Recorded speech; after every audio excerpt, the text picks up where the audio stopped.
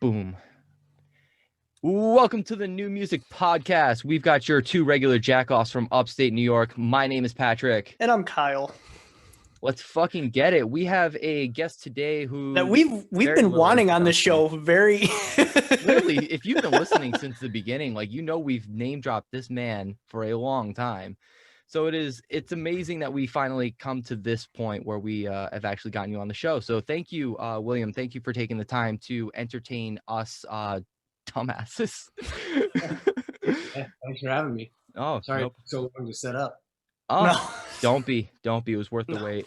So honestly, first question, let's just get it out of the way. How the fuck have you been since quarantine, man? Honestly, I know a lot of people are probably sick of talking about it at this point, but I imagine people are curious.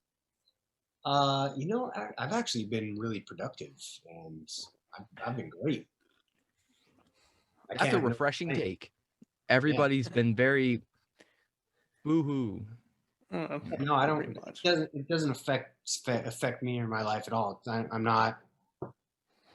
not really. I'm more of an introvert than I am, socially. I'm not a social butterfly, so. Right. I get that. I definitely get that. The term I've liked to go for is I consider myself like an extroverted introvert. So like when I'm with people, I can have a good time, but it has to be in small bursts, because after a while I just get kind of burnt out, which is why doing podcasts like this, it works out so well for someone like me. Yeah, that's a good okay. Yeah, it's just got to be like certain people, to be honest with me. Like, oh, yeah. I mean, I'll talk to anybody, but it needs to be that certain amount of people. Yeah, it needs to be some certain amount of people, or I got to be in the mood. Like, I don't know. I think I've spent enough time traveling and playing shows and being out, meeting people and talking to people that I'm just fucking over it. I get it, especially after everything that you've gone through at this point. I honestly, it's kind of understandable. Yeah, I'd rather just stay away from me. You know what? Another thing is too, like, I don't drink or do drugs. I've been sober for a long time. Yeah, it's actually something I planned on mentioning. Yeah, so I mean, I've never been a fan of going to the bar and hanging out, where people on tour are like, oh, we're going to the after party, and I'm just like, well, I'd rather go to the hotel. Yeah, no. I get that. Yeah, I mean, bars weren't really my thing. I'm a drink at home kind of person anyway, and like I drink to just kind of like cut loose, not to like have a good time, but like just to relax at the end of the day.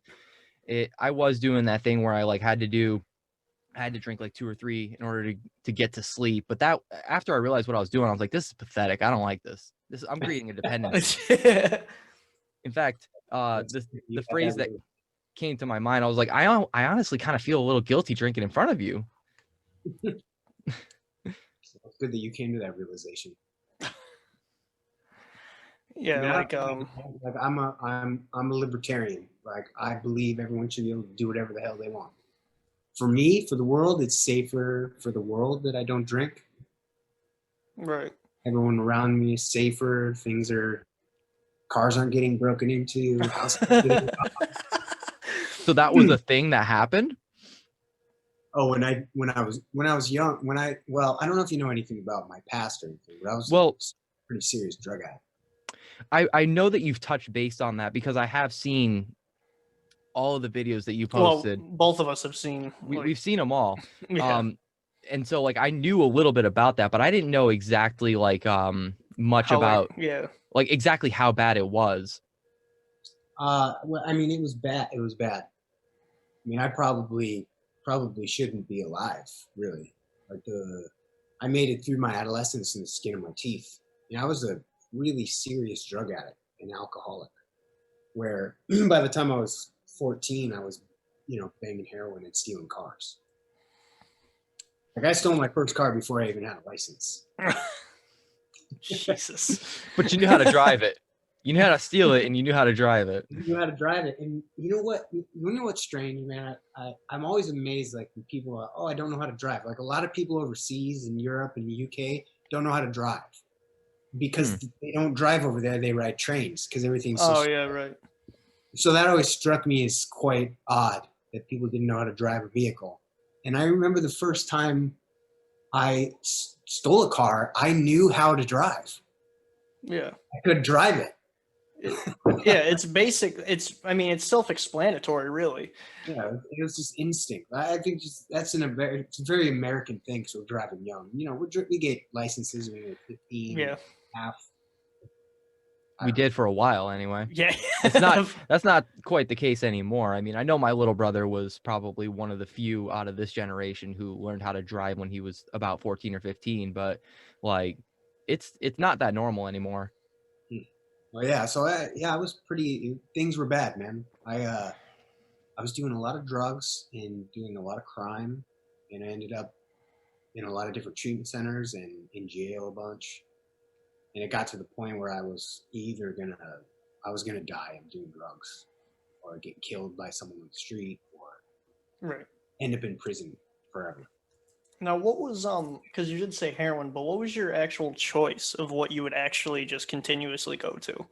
I mean, I loved heroin. Heroin was one of the greatest.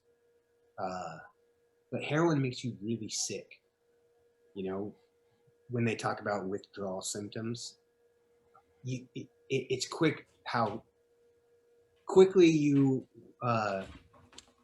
become addicted to that drug, and how quickly the high wears off, and you use it to just be well, is what they call it.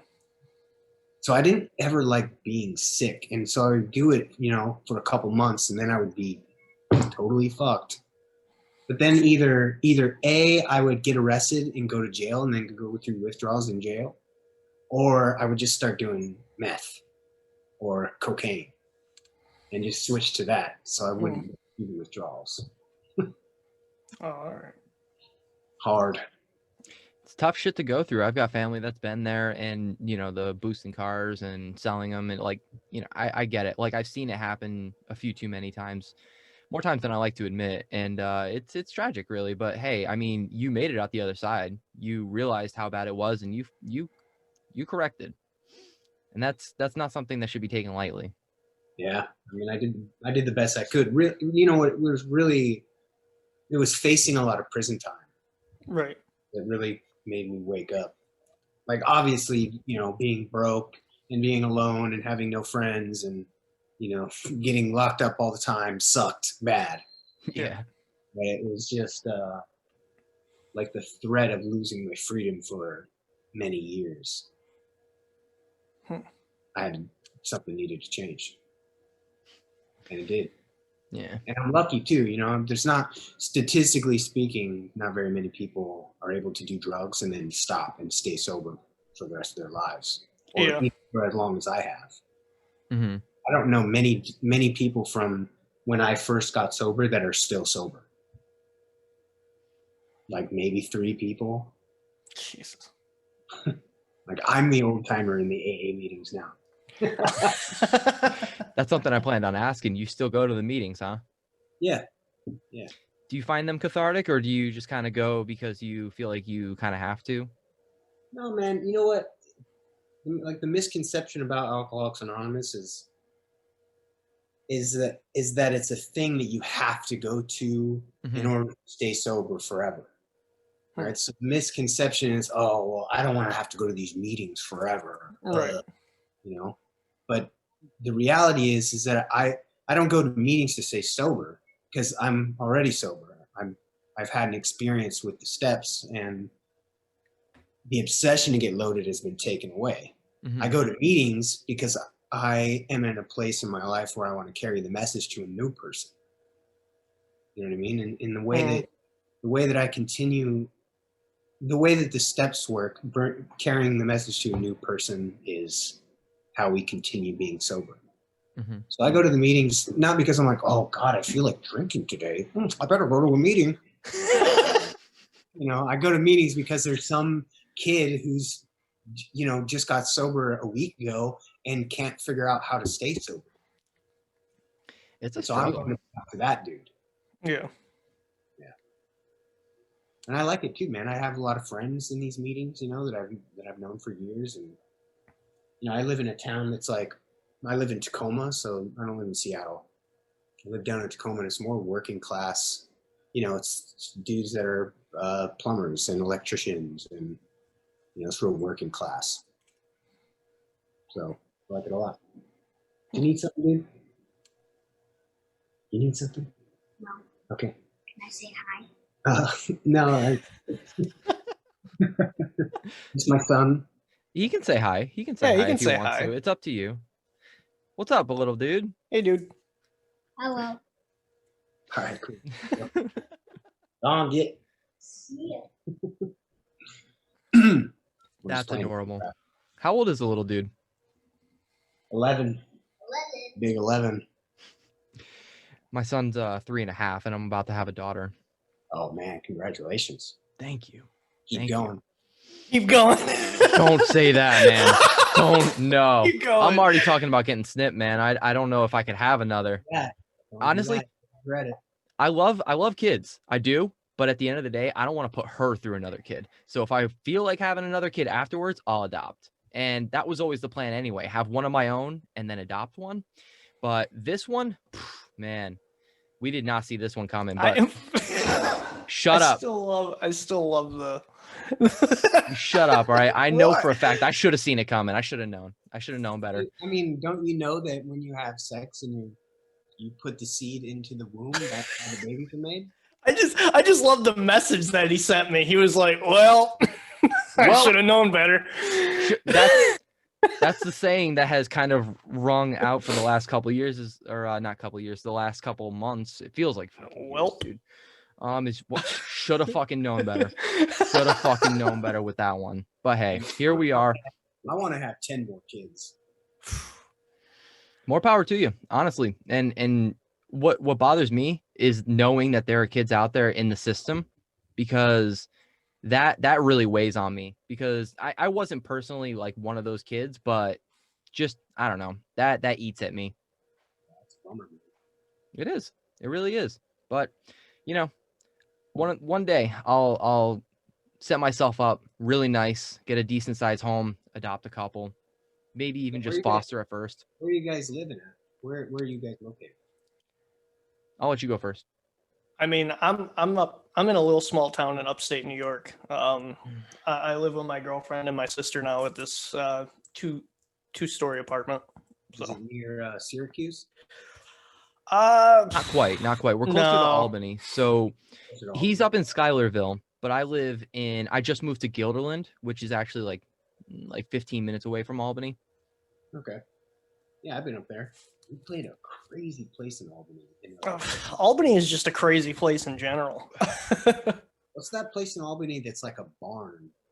Oh, Lots of Hold metal. up. A barn. Is that that reminds me. Chrome? Fuck. No, Chrome was a newer place. Yeah, that's a newer place, Pat. No, it was a straight up like giant barn that lots of metal bands played. Aiden played there must have been 15 years ago now. Oh, So man. there was, it starts with a J, because it was like, oh man, I can't even remember.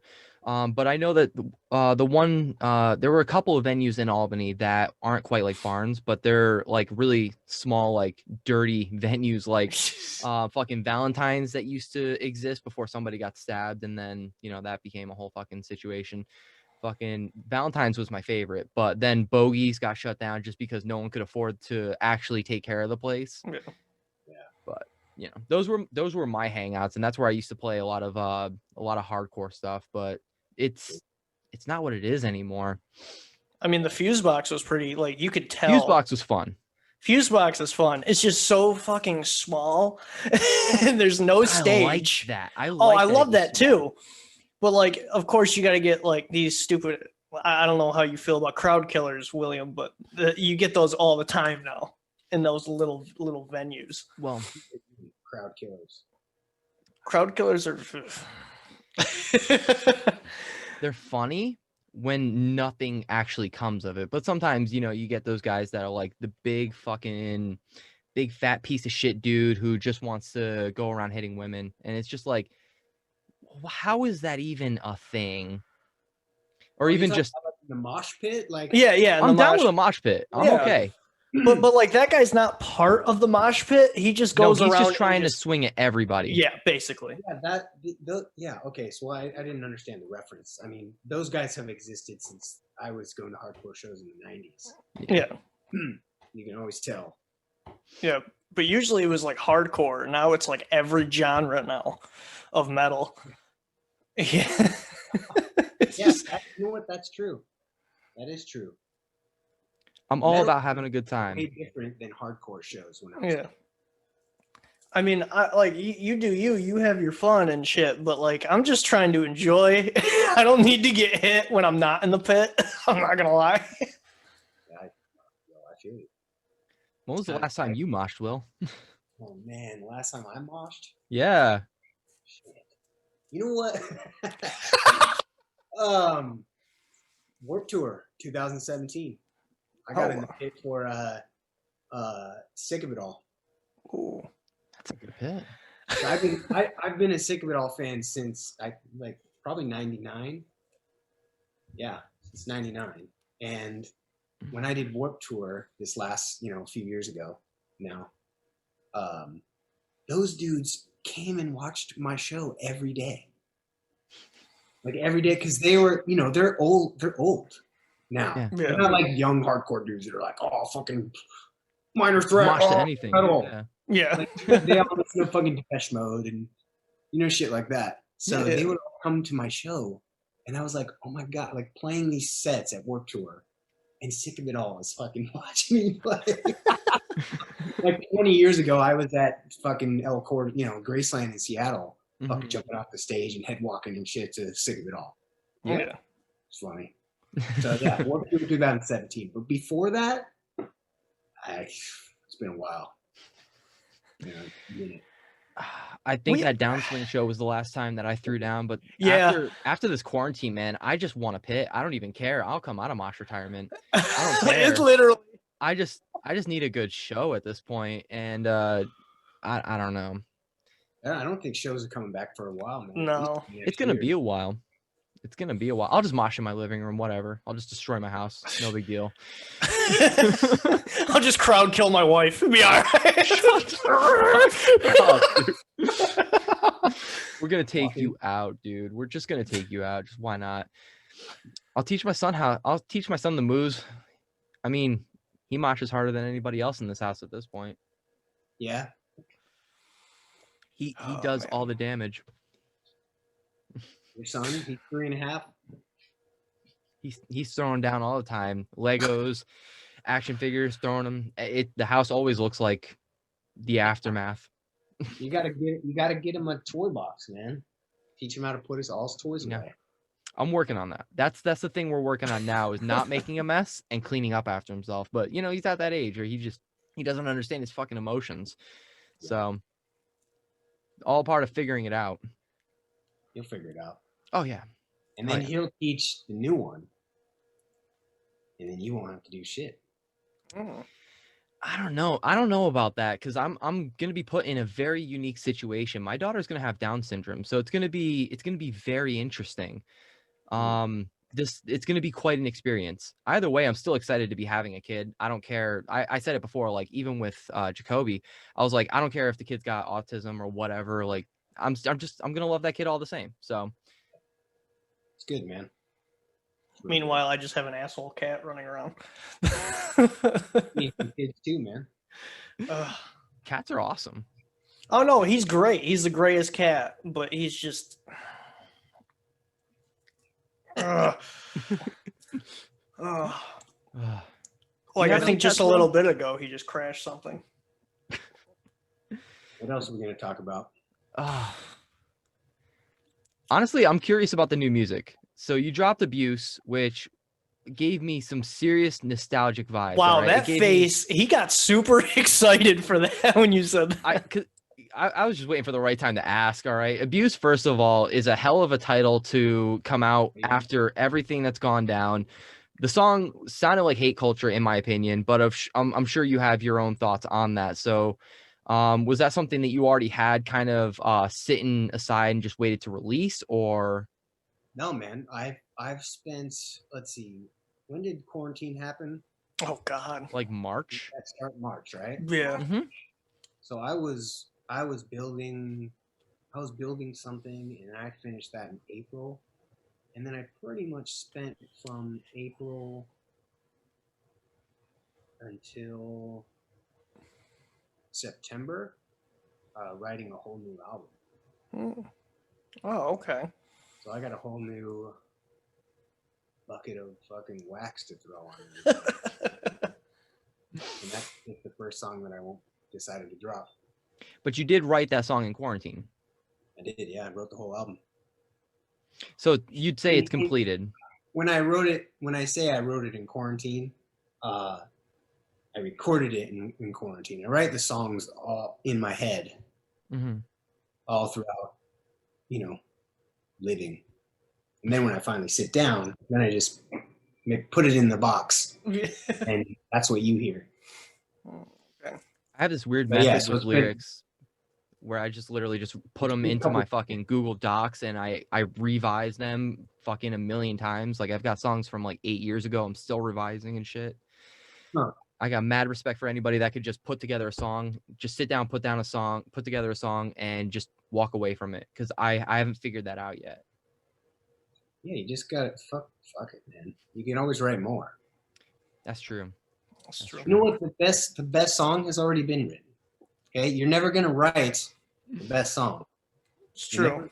You're never gonna write "Smells Like Teen Spirit." You're never gonna write Wouldn't want to anyway. Niggas with Attitude. You're never gonna write these songs. So fuck it. Yeah. Fuck revising. Just write it. Put it out. That's the way to look at it, man. So how many songs are we looking at here? Like 28, 30, double album? No, it's a whole album. It's like 13 songs. Okay. All right. 13's a good number for an album, honestly. It's the right amount, just the right amount, as long as it's not 3 hours long. If I played some stuff on my laptop, would you be able to hear it? I think so.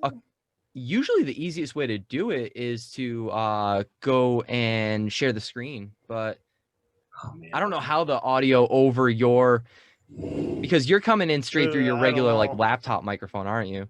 Yeah, it's gonna be bad. Laptop speakers into a laptop microphone, that'd be god awful. Not saying I don't want to hear it, because that'd be a fucking lie. We'll just have to wait.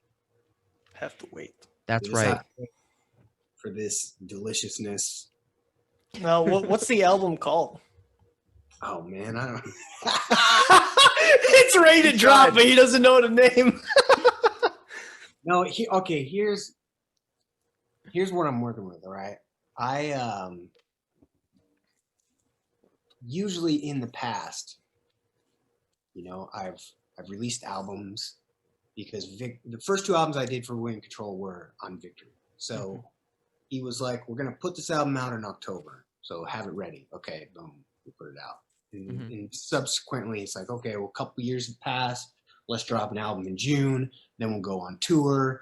We'll do the single here. We'll do, you know what I mean? So there's always been a set schedule for when we're going to do things. And now the world is so different, and I'm not touring anymore. So I don't have any schedule. I can just do whatever the fuck I want, whenever I want. Right. So I really haven't decided if am I going to drop this whole album at once and just say goodbye? Am I going to do like 2 EPs? Am I going to, what? I don't even know what I'm doing. And it doesn't really matter because music is not, I'm not relying on going on tour to make a living anymore. So I really did this album because I wanted to make a piece of art and not because, I got to put something out because I need to go on tour and I need to sell t-shirts and I have to make money and I got these bills to pay. So life is a lot different. So now I laugh when you ask what's the title of it because it's fucked up and I haven't decided when I'm going to release that. Oh. Well, look, all right, I'll put it this way. All right, when I saw the title, you're going to love it though. Okay. I know I'm gonna. I've been a fan of everything we're gonna love it so far. But and I'm not just. I wouldn't say that to blow smoke up your ass. I'm not that kind of guy. But like, I've been a fan of yours since I was a teenager. And so knowing that there's new music in the chamber ready to go, it excites me. I don't give a fuck what it is. I'm going to give it a shot at the very least. But I saw that title and I'm like, fuck, dude, he's coming out the gate swinging. Oh, I got some other pretty good ones too. Okay, this is something that we all ask because, what was it, episode 55 or something? We reacted to abuse. Yeah. We all wanted to know, what is the footage from that video from? Yeah, what is that from? It's an old fucking stupid fucked up movie. It's like a silent movie called Haxon. Okay, Haxon. Yeah. I'm writing that down because honestly, I don't care. I love B movies. I don't care how bad it is. I'm gonna watch it and find some sort of value out of it. I've never heard of it, but like it's the name of it sounds familiar. It sounds like an anime. Where. It does. It sounds like a fucking anime. Yeah, it's free. It does. It's freaky. As soon as I saw it, I was like, "There's just too many memes within this. There's just too much." I filmed a video for the next song I'm gonna release. Did you do that all yourself? Yeah. And that brings me to. Ooh. Aesthetic as fuck. I like that. So what can you tell us about that? What can I tell you about that? I don't know. I'm just fucking dressed up like the devil. It's cool. I do like that. That's pretty dope. Are you wearing lipstick? I can't tell. Lipstick, man. My whole fucking face is painted. Pay attention, Pat. Fuck. I've been drinking. I'm sorry. Shit. Pay attention. Oh, man. Did you hire somebody to paint your face, or did you do that yourself? Yeah, my woman did. Well, there you go.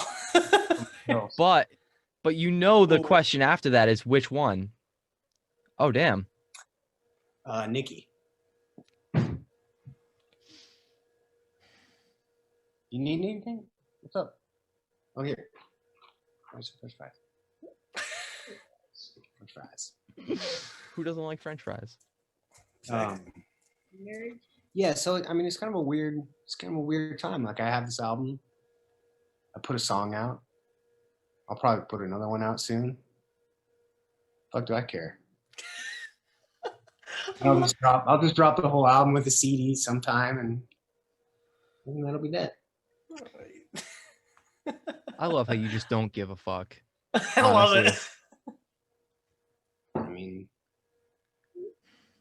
can you blame me? No.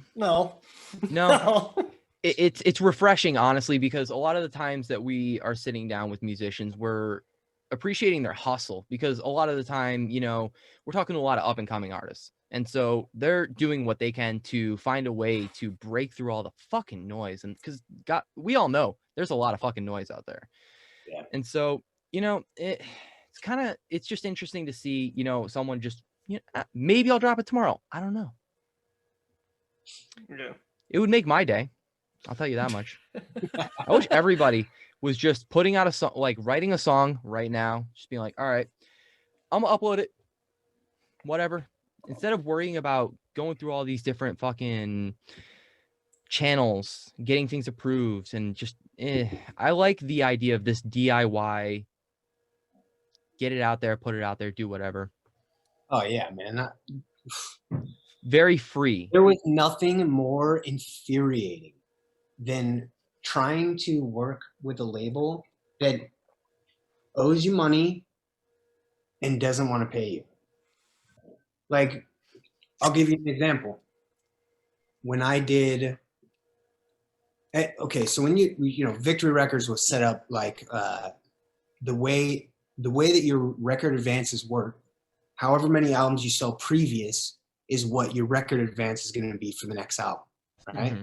So, like when we signed to Victory Records, when Aiden signed in 2004, they're like, okay, well, here's $20,000 for Nightmare Anatomy. cool. Fuck, $20,000 for some punk rock kids that are broke as fuck. Oh my God, we're rich now. We can make the greatest album ever. Yeah. You know, and then we sold a fuckload of those albums. So the next album we did was Conviction. Our budget was like $100,000. So that's kind of how it works. Oh, right? okay. So when I was doing, you know, like the last William Patrol album on Victory, which was Noir, I did Hate Culture, and my record advance for Noir was like 30 grand or something. And I'm like, okay, I'm gonna do the album. I'm in the studio recording it. I need this money for this thing. And the dude that fucking manages the money, his name is Clint. And I don't want to say he's a dickhead or he's an asshole. He's a money guy. And in order to get the money, you have to submit invoices. And the invoices have to be fucking dated properly. And it is probably the most counterintuitive thing to a creative mind on planet Earth. It's like, dude, you owe me 30 grand. Give me 30 grand. I'll give you a fucking album. Even trade, right? Mm-hmm. But it's not like that. You have to submit these invoices for everything. And then email and be like, hey, dude, the fucking artwork guy didn't get paid because the artwork guy's now emailing me. Oh, I got my money from Victory. It's a total nightmare. Total fucking nightmare.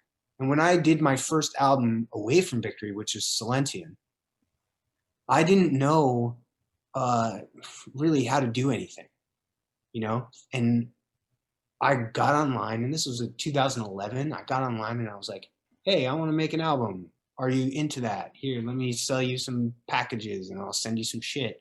And over the course of the weekend, I think that first weekend, I pulled in like $20,000 in my PayPal account. And I was like, okay, well now I could just pay for everything and be fucking done and have an album done. This is way better. And I didn't have to submit any fucking invoices because the money was in my account. So fuck record labels. Forever. All right. As soon as I did that, I was like, we're never going back. I'm never doing that again. I'm doing all this shit myself forever. Was your entire experience with Victory Records all right, or did you have any horror stories? Because every time that I'm listening to podcasts with different guys who've been signed to Victory, a lot of them have some fucking horror stories.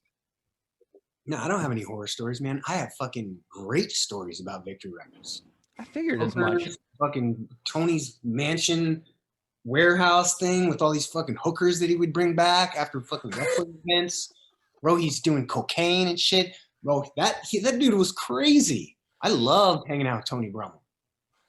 And as far as our career, I mean, I knew I was getting into when I signed to Victory Records. Mm-hmm. I wasn't an idiot. You read all these stories. Oh, Victory doesn't pay and Victory scams all this money. Like, okay, but your band is famous as fuck and you're on MTV. And what are you complaining about? You're making money on tour. Like, I knew the deal. You know, I didn't sign to Victory, sell 500,000 albums and go, why hasn't Victory paid me any money? You know what I mean? Like, I knew. He spent all the money. He spent all the money promoting all the other bands. That's why all the bands were famous. Right.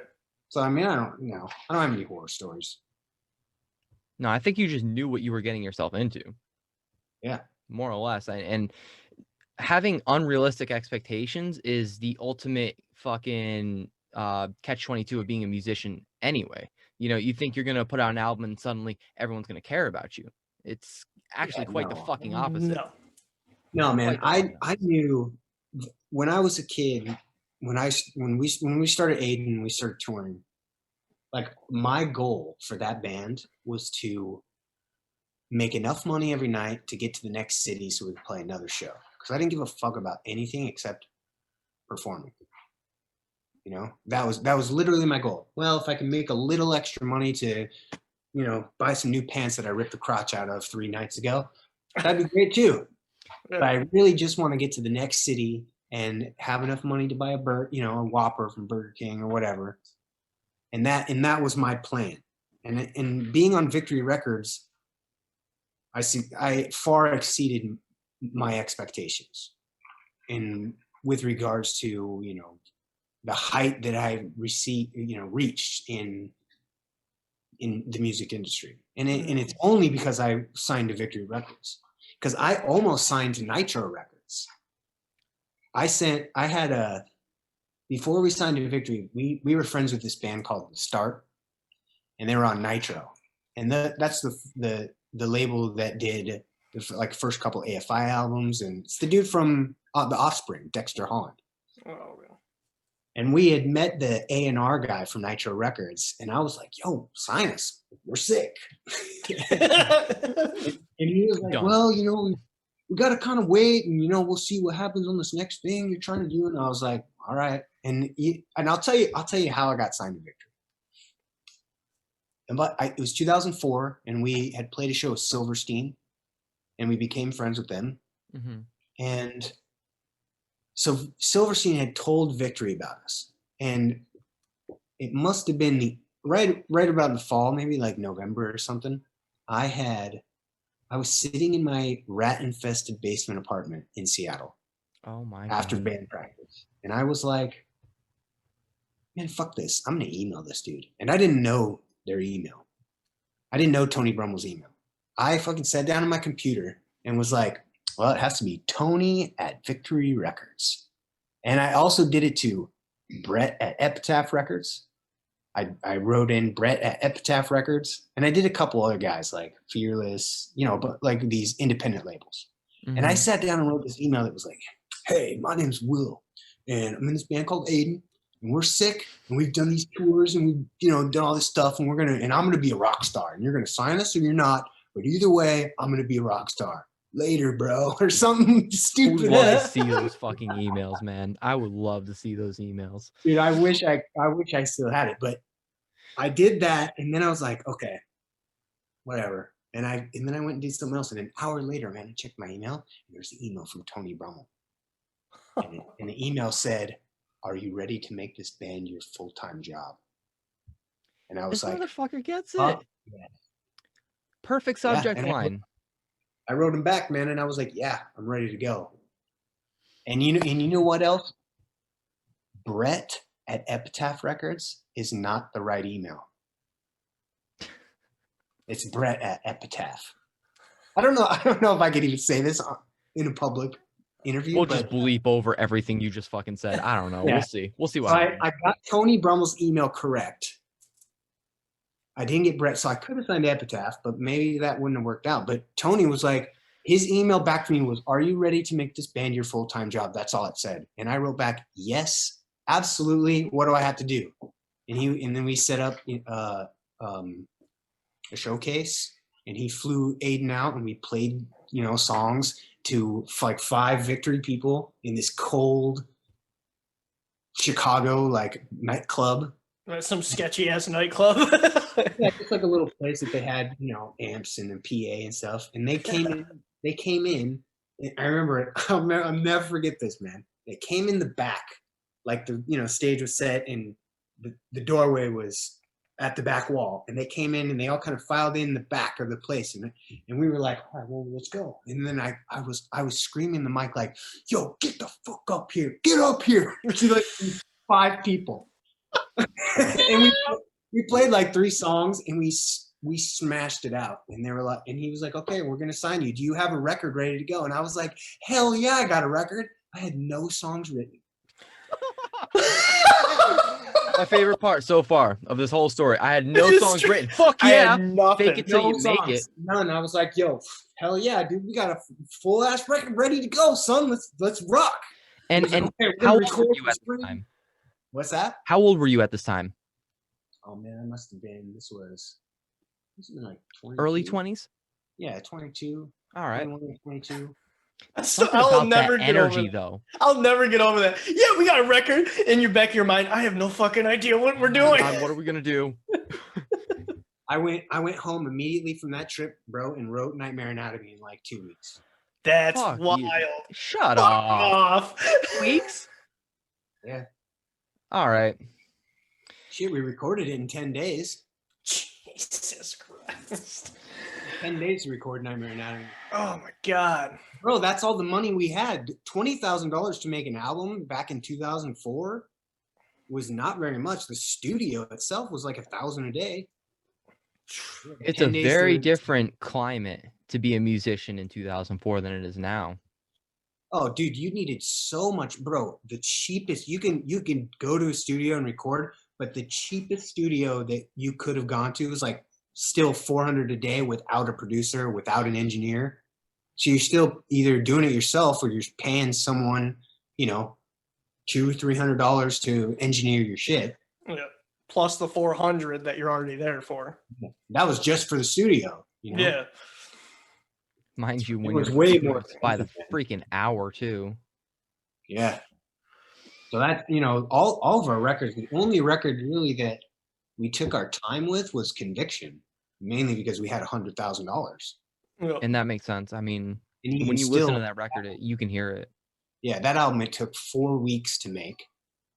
And then and then, dude, I was like, we're never spending $100,000 on an album ever again, because I'm going to start producing these albums, because I just paid $50,000 to a producer who sat on the couch and did this. Cool. Good. Do that again. Sounds good.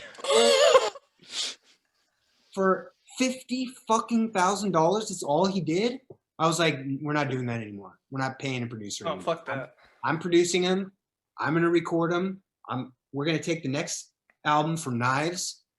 I'm going to take it. I'm going to upgrade the studio stuff to Pro Tools HD and buy a couple pieces of outboard gear, distressors, and then I'm making the album. And I recorded Knives in 6 days. Now, Knives came out, what, 2008, 2009? 2009. 2009. And it took that long for you to pretty much be like, all right, I can figure out how to be an audio engineer. I can do this. Yeah, well, the first couple albums, man, I was like sitting there, you know, watching what they were doing, you know, on the computer. Yeah. And with all the outboard gear. And I was the one, because I'm the one that recorded all of the Aiden stuff. Like I did all the guitars and the bass and the vocals and all that shit. So I was always in the studio watching what the engineer was doing. You know, what does this do? Oh, what does this manly do? What does this distressor do? What is this? Mm-hmm. I've always been curious, and I wanted to know how to use Pro Tools. And when we did Conviction, I did all the pre-production for Conviction. So like I had a studio already, and I recorded all the songs, so that when we went to the studio, we knew what we were doing. We're like, oh, here, producer, check out this song. And he's like, oh, sick. Okay, yeah, now I know what to do. So I had already kind of learned how to record. But then with Knives, I was like, no, I'm producing this now. And we're going to do it like Steve Albini. So we're doing everything in one take. If you fuck up, you got to redo it. And my drummer, bro, Jake was the nastiest drummer on earth. He did 16 songs in 8 hours. One take. Learned and played them, right? What's that? Learned them and played them in 16 hours. Well, no, like we had been practicing the songs for a few. Gotcha. But when we actually recorded, he did all of his drum tracks in 8 hours. And every drum track on Knives is, once the song starts, it's start to finish with no cuts. That's him. Like I didn't want to edit drums. Editing drums is the worst job on earth. The worst. I hate editing drums so much. I'm learning how to do like trap beats and stuff, and just the MIDI work alone pisses me off. So like I can't imagine actually working with wave files, cutting and trying to drag and make it sound exactly immaculate the way you envision it in your head. Oh my God, I can't imagine that. No, he is just literally the nastiest drummer, bro. All those tracks are there's no edits in those. I didn't edit those drums. Bro, he played those drums, and that's on the fucking album. Like that doesn't happen anymore. No, not really. They don't have drummers that good, really. We have different kinds of drummers now. I feel like a lot of them are either session players, people you hire on for a tour, or you know, like most of the time everything's drag and drop MIDI. It's so different. Like the art of being a musician is almost gone. Yeah. Well, you know what? That's funny. That's funny you mentioned that, man, because like when I started William Control, so I did Hate Culture the year before Knives. And so I also produced that album as well. Right, and you did a lot with analog synths. Yeah. Right? But the thing that people don't realize about William Control is that I'm not like this synth artist that's, you know, all this synth shit. Like, I'm a punk rock kid. If you listen to Hate Culture, or if you listen to any William Control album and you just replace the synths with guitars, bro, they're just like Misfit songs. Right. They're just verse, chorus, bridge, chorus, end. That's all they are. They're not like droning, industrial, la la la la. You know what I mean? Like, they're just punk rock songs. And when I did that first album, man, I didn't know how to make a synth album at all. I wrote in Hate Culture entirely on guitar. I did most of the songs with guitar and bass. I only had a drum machine because I didn't want to edit drums. I didn't want a drummer. I mean, it's different. It's totally different. But like, you had to actually get an actual drum machine, and you didn't work with like VSTs or anything like that, because at this time this wasn't actually even a thing yet. No, man, there was, dude, it's a way different world that we live in now with regards to analog versus digital. Like, if you go and you listen to Hate Culture, it sounds like shit sonically. Sounds probably the worst sounding album that I have. Everything, there's like too much stuff on it. There's not enough compression on things. Like, the technology to make a synth album wasn't that great, you know, in 2008. When I was trying to make Hate Culture, like, I didn't know how to make a synth album. I knew how to make punk rock albums, but I wanted to make a punk rock album with synths, if that makes sense. No, I definitely get that, because I didn't understand at the time. I had no idea why this was so appealing to me listening to Hate Culture, because I wasn't really a fan of like Depeche Mode or quite anything like that up until that point. So I was like, why is this so appealing to me? And then I really started to dive in, and I was like, well, I mean, I like Skrillex, I like dubstep a little bit. So like, and knowing that like Sonny went from being the singer from First to Last to being this massive dubstep artist that he is now, it makes perfect sense that people from being in bands would want to go solo and do their own fucking thing at one point. It makes perfect sense. I wanted to do a solo project that was completely different to what I was doing in Aiden, you know, like a lot of singers that go off and they do solo stuff, it sounds like their band. Why aren't you just doing that song for your band? You know, so I wanted to do something that was completely different, but I don't know, dude. I learned how to play guitar because I listened to Nirvana. Like, do you think I'm a great musician? I fucking suck at music. No, you know what I am? I'm an illiterate musician. I'm not classically trained. I don't know how to read music. If you gave me a piece of sheet music and said, read this, I'd be like, I don't know what it says. It's a song. I'm literally illiterate. I told the guitarist in my last band, when he tried to hand me sheet music, I was like, the best I can do is wipe my ass with this. I mean, yeah. Best I can do. I didn't get it. Like, now I can open up a DAW and work on MIDI. MIDI is like what I'm learning. Well, MIDI has changed a lot, because MIDI used to suck. It used to be so difficult, man, but now it's really, really easy. It depends on what software you've got, because I'm still working in some seriously old technology. Like, I'm working with Mixcraft, and like a lot of the guys I know are working in like Cubase. I know that face says it all. Why am I still working? The fucking program crashes when I have any more than 5 VSTs playing at once. All right, well, it's 2020, bro. Get something new. I know. I got to put some money into it is what I got to do. I got the right instruments for what I'm trying to do, but time to upgrade the DAW. What I wanted William Control to sound like from the start is what I was able to achieve on Revelations. Like, I always wanted William Control to have like that thumpy 80s bass sound. And it wasn't until Revelations that I kind of finally figured out my sound. And I wish that I would have been able to make that possible in those earlier albums, but that's just the way it is. Well, you got to grow.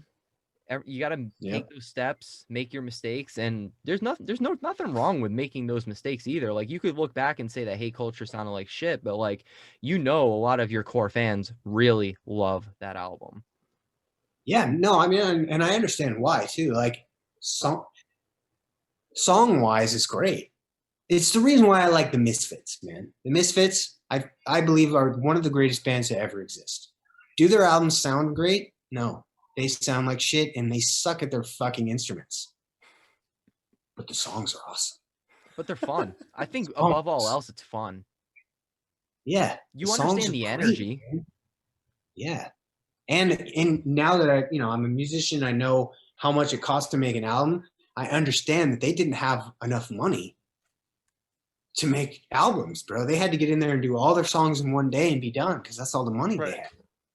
Like a roll of Quantity 2-inch tape, it was astronomical. It's so much fucking money.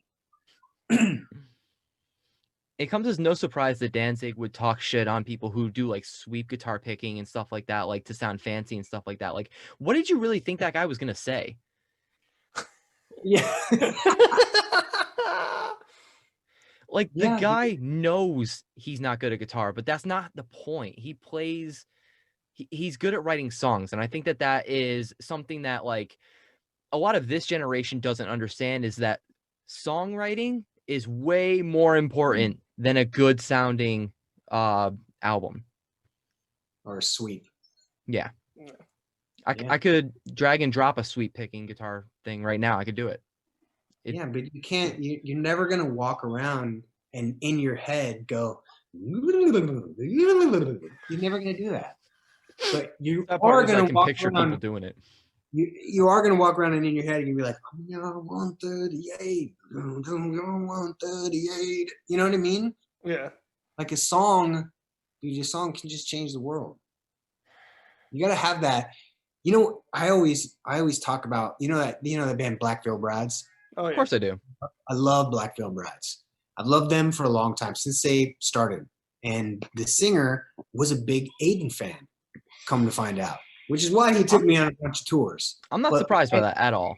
What I always loved about Black Veil Brides, man, is they did exactly what I wanted Aiden to be. I always wanted Aiden to be a combination of the Misfits and Metallica. But you know what? We just sucked at our instruments, so we just kept it more Misfits. But Black Veil Brides, man, is a pretty good mix of the Misfits and Metallica. How do you like their new shit that they came out with? I don't know. I haven't been paying attention. They literally just dropped a song too. Kyle, I still haven't listened to it. Kyle. It sounds like what they would put out. It's not bad. But what I will say is that I really like the evolution of Andy's voice. I really feel like he found himself through his own solo project. Because like I didn't like the first couple records, but I always said instrumentally I fucked with that. I was really into that. But yeah, this motherfucker's putting on a fucking suit, taking pictures in black and white, having some electronic band. Where do you think you got that shit from, huh? Me. Some bullshit. Nah, man, I got no idea. No idea. Who knows? Oh shit. But I mean, I think we could say something pretty similar, except for minus the solo project part, about what happened with Motionless in White. I mean, that band was never really too good at their instruments, in my opinion. But I liked their song structures. But they were also going for the more post-hardcore sound. Yeah. Yeah. I mean, that dude, they write songs. You know what I mean? And they have an aesthetic, that people are into. The whole like, I'm a spook. I'm a spooky goth. Ooh, watch out for my makeup. I get it. Well, I was in Aiden. What are you talking about? Like, I understand Motionless in White. Are you kidding me? I used to paint my face too. I get it. I still want to do it every day. I wake up every day, look at myself in the mirror, and I'm like, not gonna happen. I want to, but not gonna happen. I used to look like a carbon copy of Motionless, and it's funny because looking back on that time period in my life, like I can say that now, but I wouldn't have said it then. I mean, but why did you do that? Because you liked that aesthetic and you felt like a I did. part of the band. When you put on that face paint, you felt like when you painted your neck up with that black shit, you felt like you were part of their gang. Yeah. It was a sense of community. You know, it's like Juggalos. Yeah. Yeah. As much as I hate to say it, yeah. No, and you know what? I've got nothing against the Juggalos. All right. Like, you know, there's a couple. In every group, there's always a couple bad eggs. But for the most part, they're all pretty fucking chill dudes. Yeah, man. Well, yeah, you have to respect what they've done for themselves and their fans. Like I've known about ICP since the 90s. I heard them in the 90s when they were fucking, you know, sitting front row with the chicken show, ho, you know. And yeah. I've never been a big fan of their music. I'm not a huge rap. There's like a couple of rappers that I like, but I'm not a huge fan of their music. But what I am a fan of is how they spent their entire career being humiliated by the media and by hipsters and by the, you know, cool people and record labels who didn't want anything to do with them because they thought they were a joke, and people really kind of just considering them a joke band, and how they have persevered through that and decided, you know what, radio is not going to play us, MTV is not going to play us, these record labels aren't going to sign us, let's just do it ourselves. And in fact, let's invite all of the people who feel disenfranchised in the world, who are weirdos and skaters and druggies and, you know, people that feel like they don't fit in, and go, you can be part of our family now. You know, and really kind of created this whole subculture of people that support their shit and buy all their shit, and, you know, they'll never have to work again.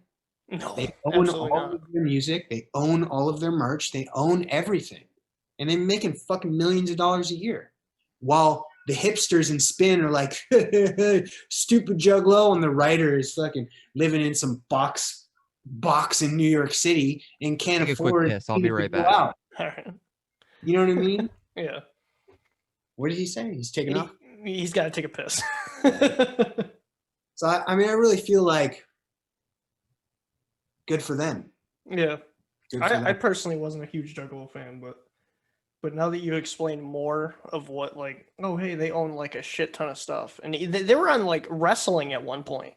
Yeah, dude. Like, they were on like a WWE Raw and they got their ass kicked. No, I'm telling you, like when they went on Raw, it was like in the Attitude Era, and they were like, what are we gonna do with these idiots? And they basically just how do I put this?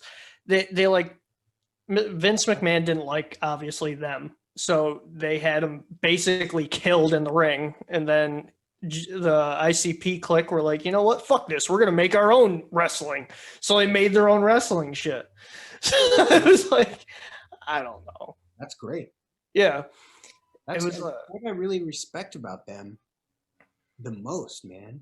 People just clown on them. They're dressed up as clowns. And they're the ones laughing all the way to the bank. Yeah.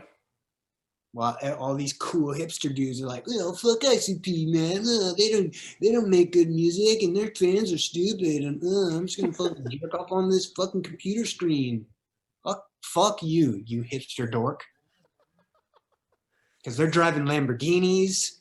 Yeah. You know what I mean? Like, they live in humongous houses in Michigan. Like, they're having a good life. Yeah, they're probably the like most richest person in Michigan, minus Eminem and shit. I mean, next to Eminem, they probably are some of the wealthiest people in Michigan. Yeah, and they don't look it. They don't look it at all. I mean, then again, why would you look it? Why would you look the part of being rich? Like, what does rich look like now? Oh, today? Jesus. It's way different than it did. Yeah. And then, you know, in the 90s, you thought of a rich person, you thought like business suit, you know, fucking stupid haircut and briefcase. Those are rich people. Yeah. Now, like Cardi B is rich. Yeah. Yeah, exactly. Like, you're used to seeing, like, oh, I don't know, like an old Cadillac, a nice black Cadillac that people drive. And now you see, like, huge Bentleys and Lamborghinis and stuff like that. I don't know. It's a crazy world we live in. It is. It is crazy. Well, what else are we going to talk about? I'm not sure. Pat usually helps me out with that stuff. What did he say? He was going to the bathroom? Yeah, real quick. But his son is probably giving him a hard time now because he's out of his little room. Yep, there he is. There he is. I don't wanna. Yep, exactly. And right now I have the cat in my lap. He is passed out. Completely passed out. That's what they do. I would pick him up and show him, but I think I caught a little bit. Yeah, he's 60% Siamese, so he's crazy. And the other 40%, I have no idea. No idea. Dude, that's the great thing about cats is that it doesn't matter. It doesn't really matter. Yeah. Unless you got fucking a hairless cat, then it kind of does. Yeah, those. I'm sorry. Like my wife and I both want one for sure. Yo, there are a lot of. You got to take care of them things. Like yeah, you got to give them like a very specific bath, like once a week. My wife was actually just talking about that today because she was telling me about all these different types of like weird breeds of cats she wants. I've always wanted like a Scottish fold cat, the ones with the ears that are folded down. Really? Yeah, they got a Scottish fold cat. They're stupid expensive. They're like you know how cats regular have their ears up and stuff like that, but it's actually folded down. Like that's how they are. And what is it? Like my sister wanted like a hairless cat, and I don't know if my girlfriend does. Please no. But I always said I don't feel like having my nutsack freshly shaven running around. Like I'm sorry. Like I'm sorry. And you know there is like a yeah. They're like sweaty and gross. There's a thin layer of hair on them though, like really very thin. Yeah. Yeah. Someone told me a joke. It was like a meme type joke, so it was like a lot of text, but it was basically someone in an office had like a cat that was within the office, and it was a hairless cat. The fucking cat, and apparently all of their desks were glass and stuff like that. So there would be these little imprints, and they never knew what it was from until they realized it was after the cat sat down at their desk, and they're the little kiss marks. So the term they used for it was butt puckers. I'm done. Cat's leaving butt puckers for everybody, letting them know how much he loves them. I'm done. And so every time I go up and give my wife a kiss on the cheek, I'm like, I always let her know I'm giving her a quick butt pucker. Oh my God. But what else were we going to talk about today? Now, I really didn't want to get into this topic, but are you still dealing with the stuff that you used to deal with still? Like the hate and shit? Well, what do you mean? Like when you made those videos, are you still like getting hate from that shit still? Or is it like... I mean, there's like a couple of rogue fucking dorks. They're like, you're a fucking asshole. And then someone will be like, yeah, but did you see the video? Because none of that shit. Yeah, and then they just stop. So yeah, not really.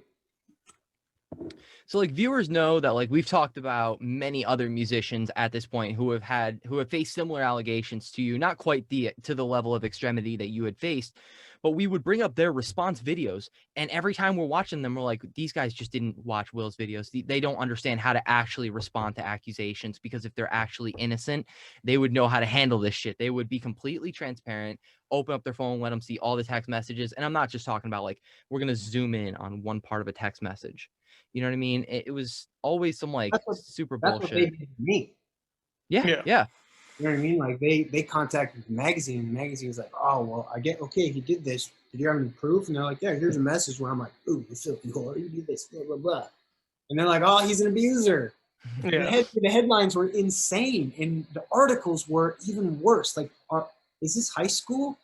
Are you a journalist? You're not even a journalist. Did you even contact me for, a quote or anything? Did anyone let me defend myself? Oh no, you didn't. You came out with these fucking headlines and this Clickbait. one-sided information with It's all clickbait. Yeah, dude, well, let me tell you something. What these people wanted, these girls wanted to hurt me. The magazines wanted clicks. The websites all saw a clickbaity story that they could make ad revenue off of. It had no basis in reality, and they really didn't care about the truth or what their articles, how much damage their articles could have done. They just wanted ad revenue. And I, as a capitalist, like I understand that. Cool. Mm-hmm. Yeah. As a human being, like it's kind of fucked up. Yeah. Like a business standpoint, okay, I respect, but as a person, fuck you. That's basically yeah. So yeah, I mean, I don't really, I'm not like well versed on all these musicians with all these accusations. I can understand it. Like back in the day, if you heard, like you had a girlfriend or one of your friends who's a girl is like, oh, he did this to me. You're like, what? Let's fucking suit up. We're going to fight this motherfucker. You know what I mean? And nowadays you're like, but what really happened? Yeah. Mm-hmm. Be careful. What did he say? Well, what, you know what I mean? Like, now what? Yeah. Now what actually? Like, what was the other side? Like, you need to get on the other side of what's going on and stuff like that. So yeah. Well, if anything is, if these last couple of years have taught us anything, is that what we see online is mostly not reality. Mm-hmm. Everything has an agenda. Politically, socially, like everything has an agenda. Yeah. And had any of those magazines, I'll give you a little context.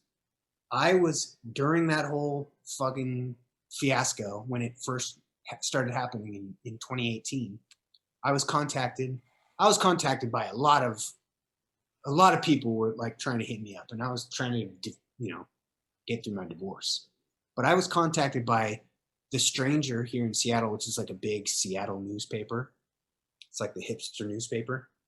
And also Vice magazine.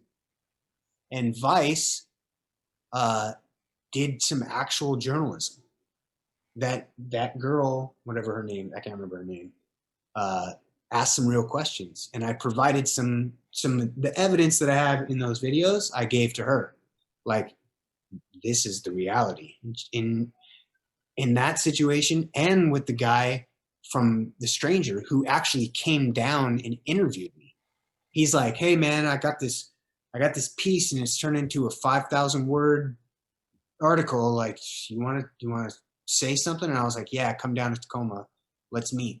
And we sat down in the park and I brought my laptop and he was like, okay, well, this is what this girl said. And I was like, oh, is it? Because here's a video of her sucking my dick and telling me that I have a huge dick. And then here's a video of her fucking me on the day that she said that I raped her. Oh, here's the date on that. And you can tell that she's not being raped. And he was like, oh, okay. And then he never wrote the story. Jesus Christ. Because he wanted something. Look, if he had any balls, he would have written the real story.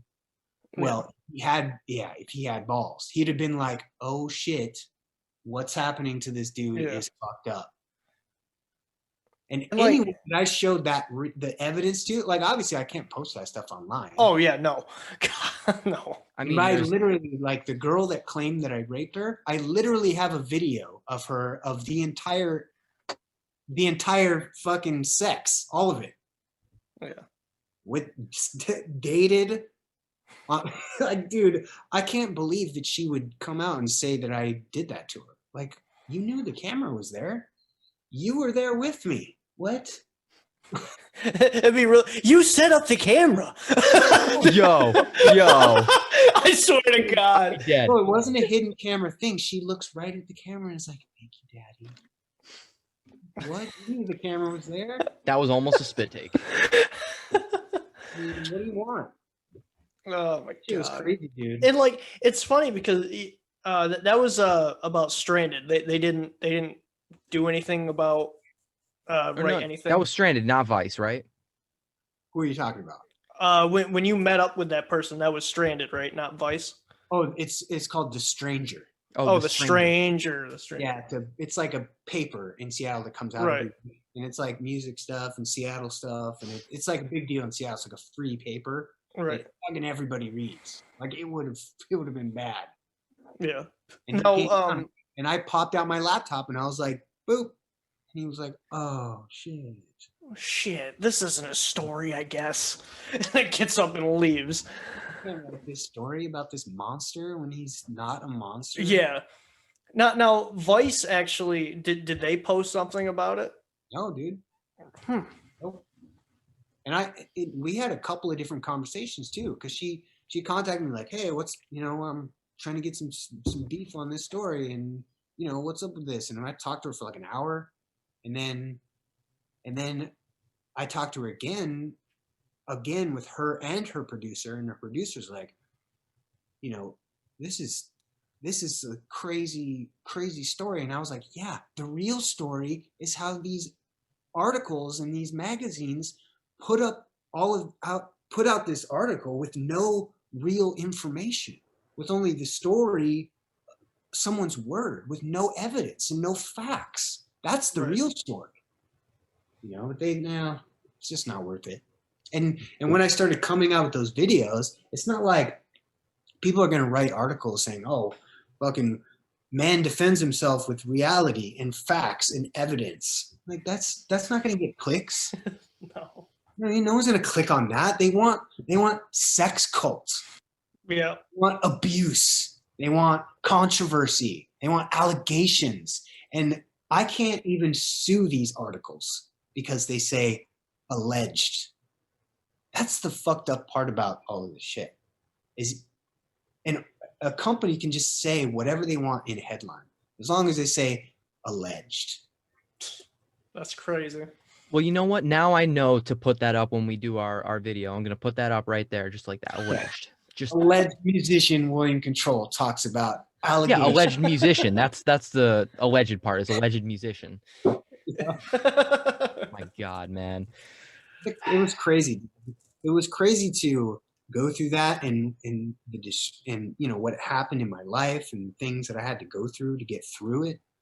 But then coming out and then being fed up with having that label, because it took me a year, man, to get through my divorce and get through just being okay. And divorces just take forever in general, like way longer than they should. I had to sit down. I got fed up, man, because everything I posted, people would be like, oh, look at this fucking asshole. And I was like, you know what, I'm done with this. Okay, I had nothing left to lose. I'm putting it all out, because what else can I lose? Nothing. Yeah. So I sat down and I chronologically went through my phone and all of these videos and fucking put it out. Like, no, this isn't true. These articles said about me just simply aren't fucking true. Right. And I'm not going to leave this almost 20-year, career and legacy just in tatters like that. Fuck that. I watched a lot of different actors and people and musicians who that shit happened to, and they're still just like in the wind. They just gave it up. You know what I mean? And I couldn't just sit back and be like, well, fuck it. I had to figure it out. The craziest part was doing those videos and having fucking thousands of people messaging me saying, I can't believe I believed these articles. I'm really sorry. That was the craziest part.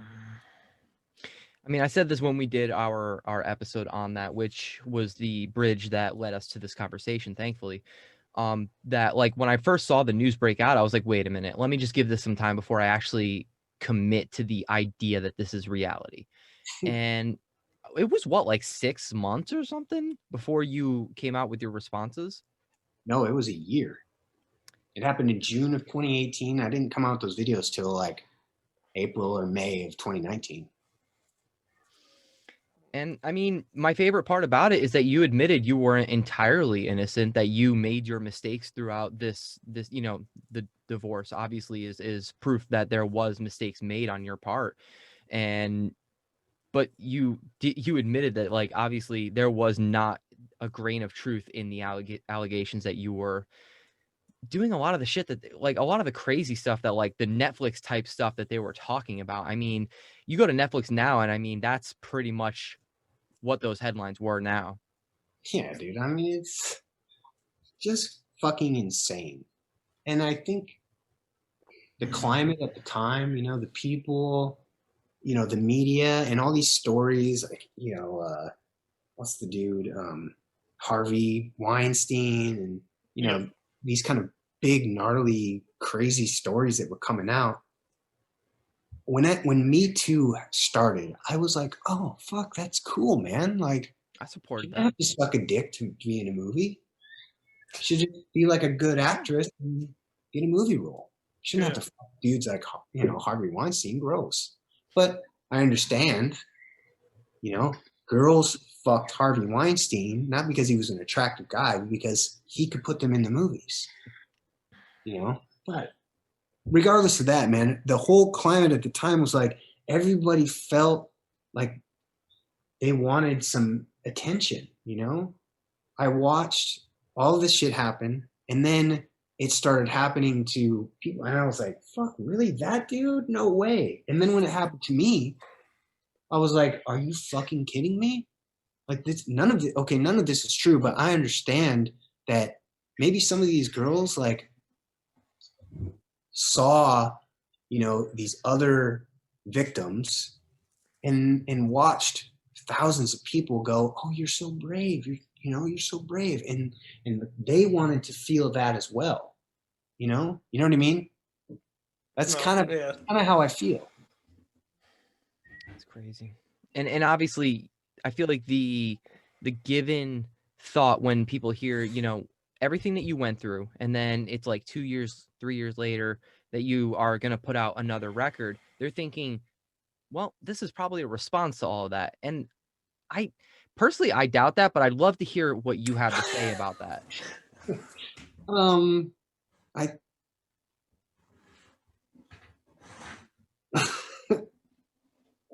I don't know, man. I writing music for me is quite the experience. It's pretty strange. Like, I don't, you know, I don't sit down and go, okay, now I'm gonna write a song about, you know, fucking going skydiving and how fun it is. Like, when I write music, it's just kind of, I just write, it comes out. You know what I mean? And so, yeah, like this album, there's definitely some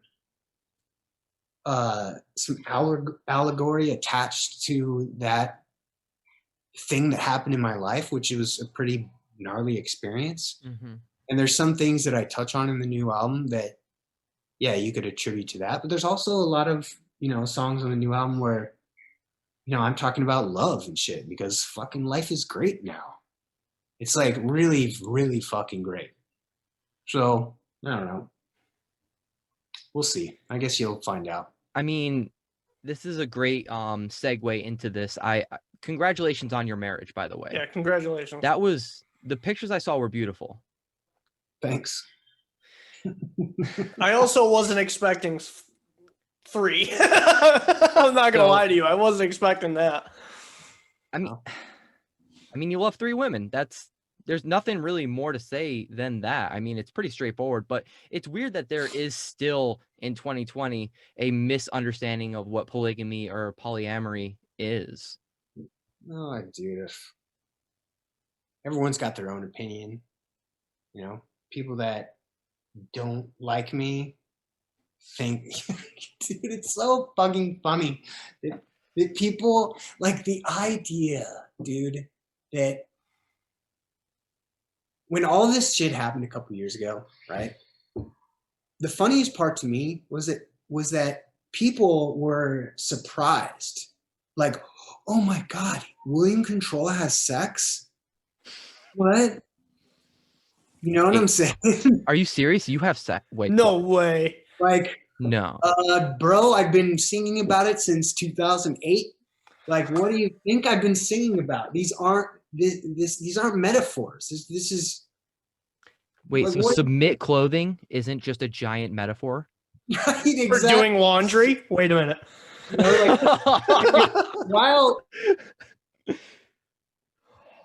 while at the same time, they think I live in this like stone castle and I got women chained up on the wall and I'm drinking blood out of gauntlets and I'm like this goth, and I got this chair. You know what I mean? Like, people have this weird idea of people that they listen to on record that doesn't match reality. You know? And when the whole like sex cult thing came out, like, oh, he has a sex cult. And the funniest thing to me was, well, wait a minute, weren't you a part of that sex cult? So why are you? What do you mean? You're talking shit about the sex cult you were in? I don't understand.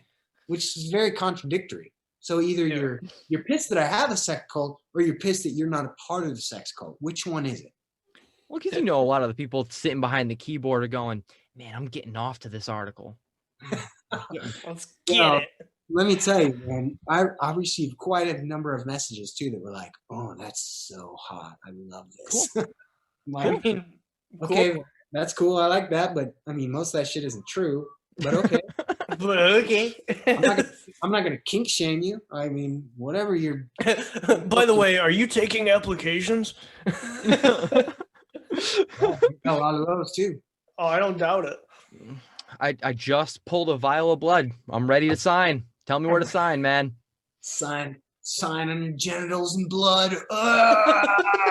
So fucking metal. It's so metal, bro. Tattooing your genitals. Oh my god. I'm done.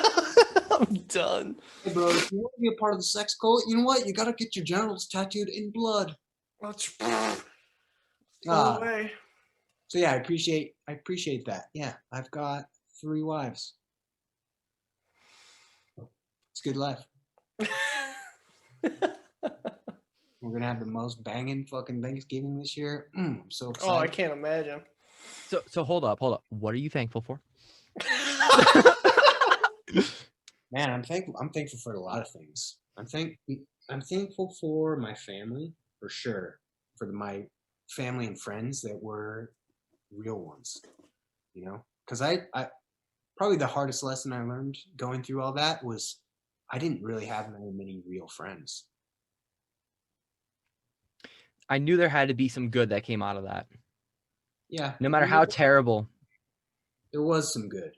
For sure. I was able to finally get away from these fucking snakes that I had in my life. And it really showed me who I can and can't trust, you know? Which as like a celebrity, I don't call myself a celebrity. I'm not famous. I'm not fucking Gerard Way. I'm not David Bowie. My career has been very modest.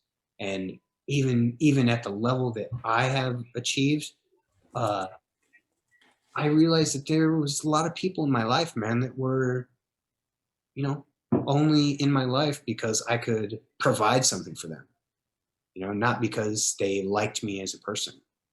And so it's a tough thing to discover that, you know, because you think that most people have good intentions, but the reality is they don't. So I'm really thankful for that. I'm really thankful that my circle is a lot smaller and I'm able to focus my attention and my energy on, you know, building a great life, which I have. Like, I don't talk about my personal life a lot on social media, really at all.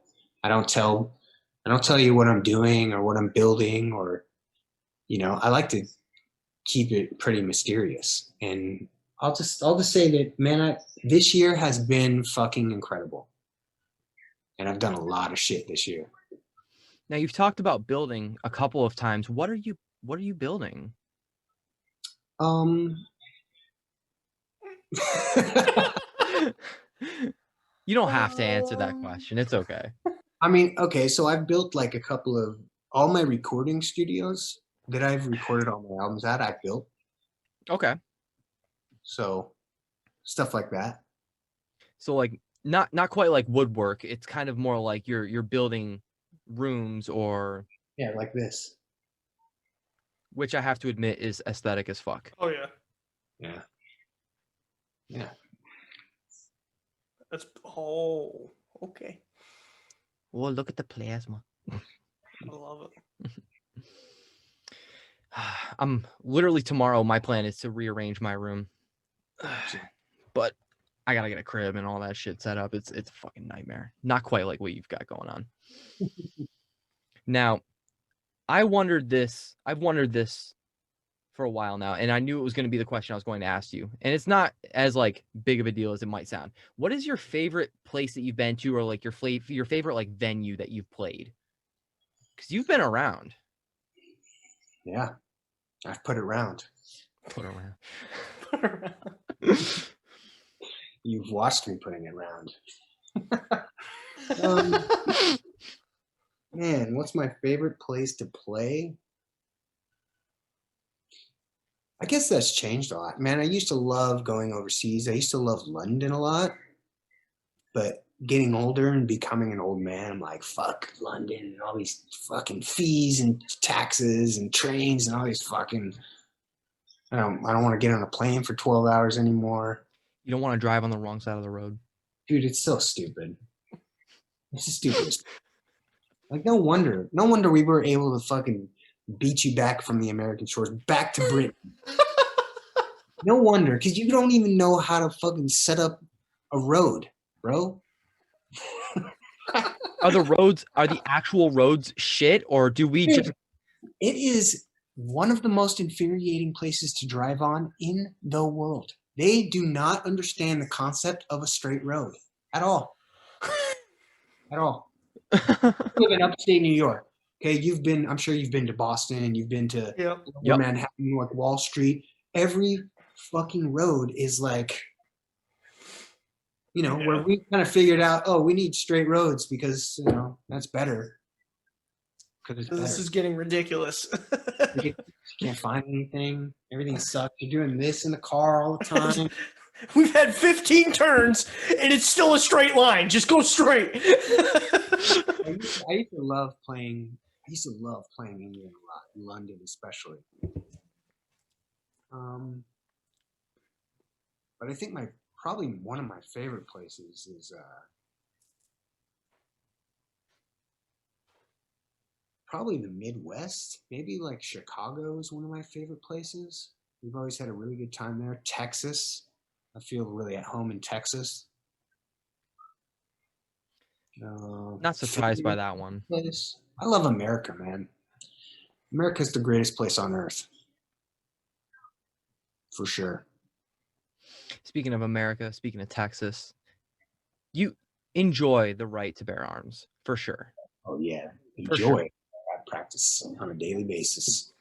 Daily? That's impressive. Are you allowed to open or like concealed carry in Washington? Yeah, in Washington. You can do both. Man, I don't like the idea of open carry because I feel like that's far too inviting, but just being allowed to. It's great. I love it. I open carry when it's warm out because I don't want to wear a jacket. Mm-hmm. But then I conceal carry when it's cold. I mean, that just makes sense. Yeah.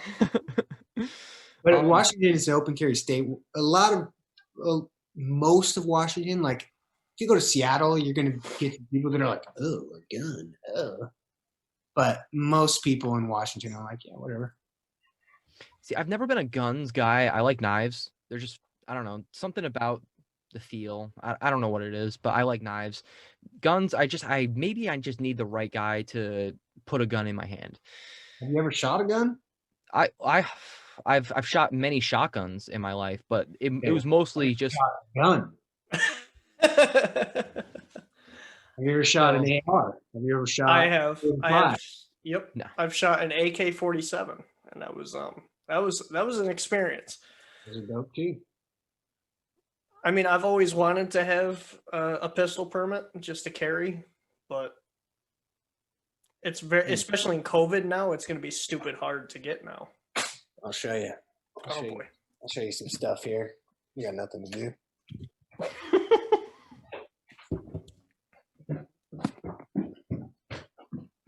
The aesthetics everywhere. No, honestly, it's goals. Like that's honestly what I plan on doing with my home. Do it.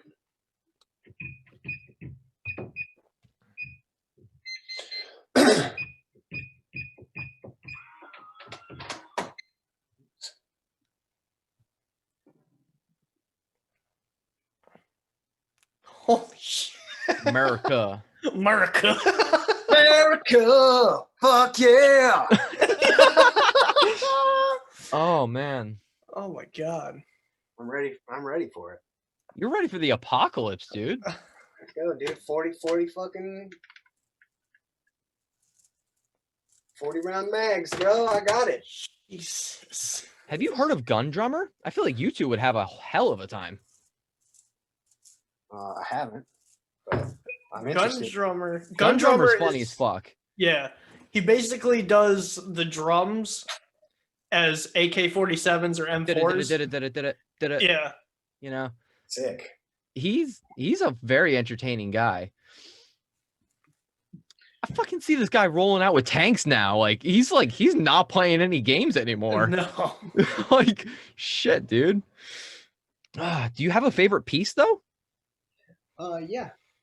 I mean, I really like my Mosin Nagant. I have a couple of rifles. They're called Mosin Nagants. It's like the Old school. Yeah.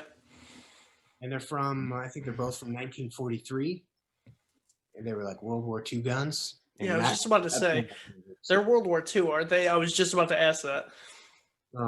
My daily carry that I like a lot is I have a Kimber 45.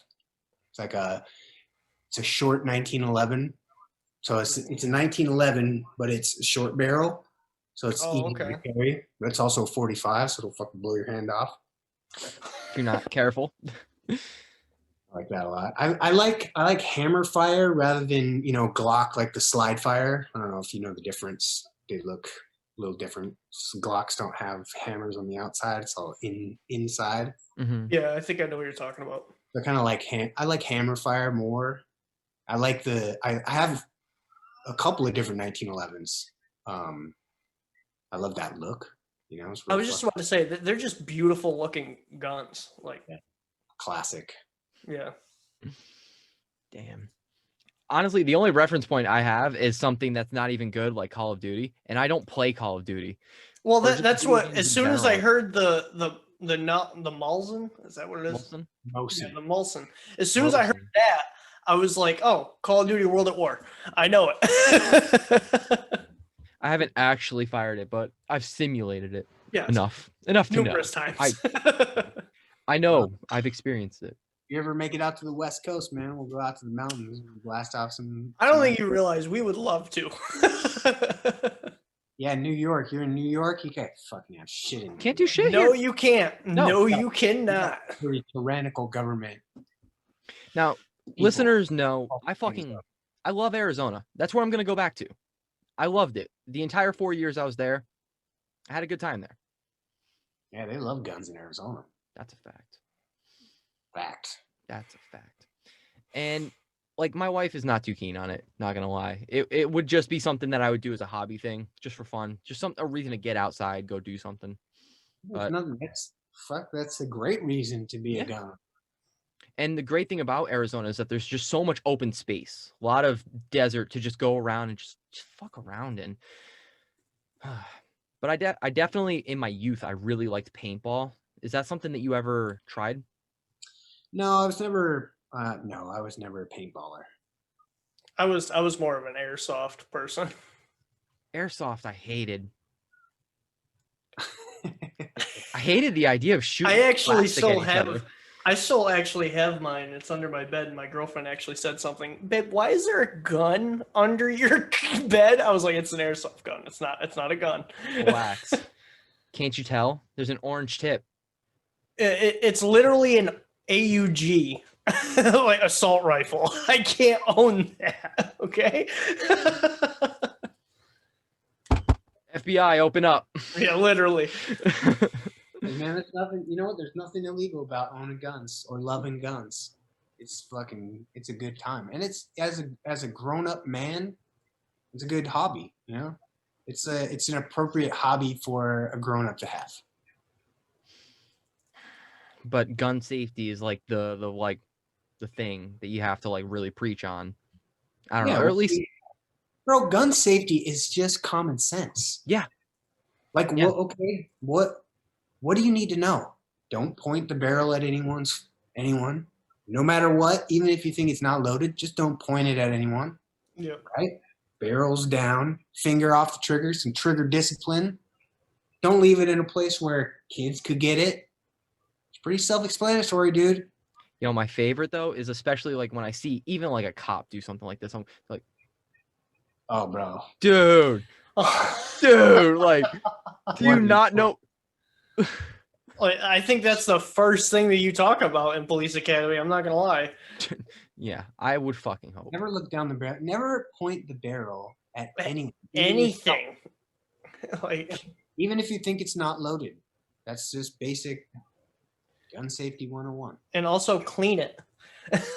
Clean the weapon, at least. Oh, Keep man. it clean. Keep it functioning. You don't want it to jam up on you. Or blow up in your hand.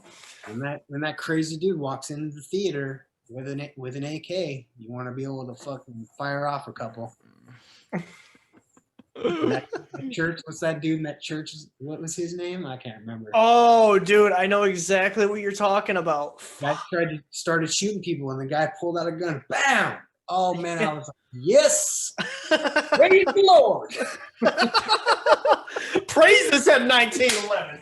Yo, that's the kind of shit. That's why we need guns, man. I saw this one fucking video. It was hilarious. This guy was gonna rob this store, and everybody in the store just pointed a pistol at him, and he just like, "All right, I'm out. All right, I'm leaving." And the safest place you'll ever be is inside a gun store. As long as they don't drop a bomb on that shit. But even then, I mean, you're fucked anyway. Damn.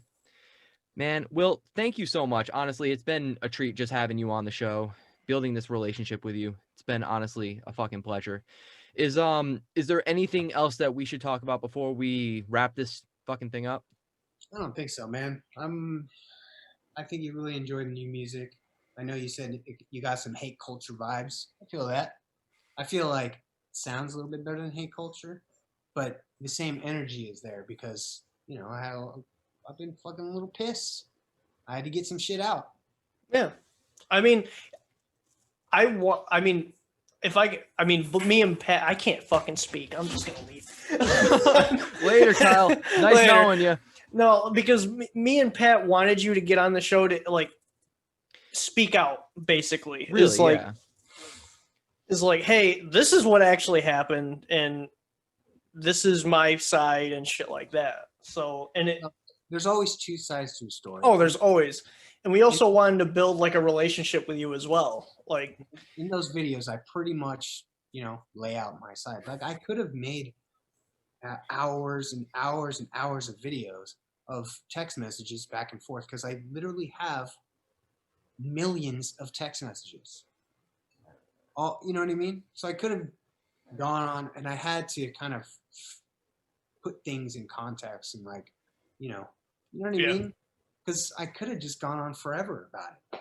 But no one wants to sit through a 4-hour video, Tell me about it.